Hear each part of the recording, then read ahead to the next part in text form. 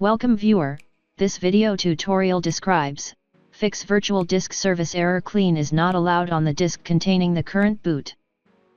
Boot with bootable CD or USB drive.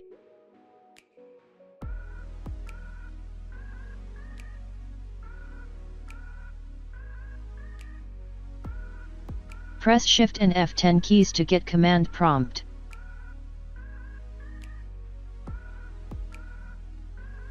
Type disk part.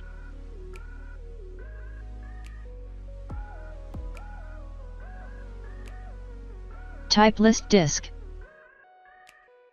Type select disk 0.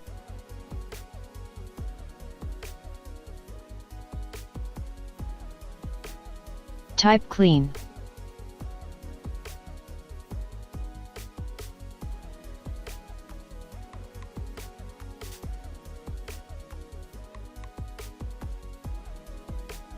I hope this tutorial helps to you.